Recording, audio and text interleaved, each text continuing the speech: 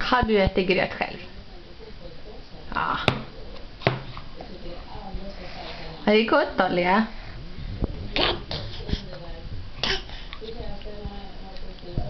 Är det gott?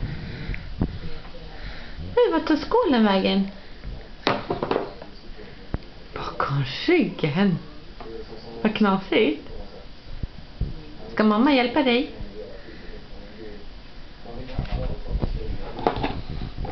Oj, oj, oj. Där. Ja, det var kladdig du. Men det var gott med gröt.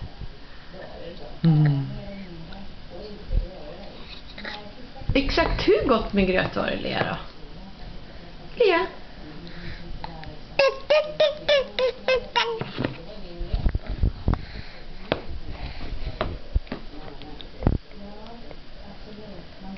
Den är ju tom nu.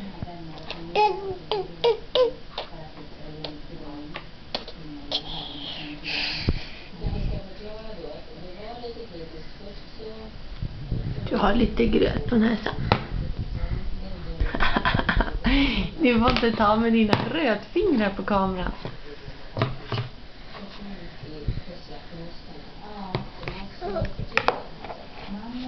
Är vi klara med frukosten?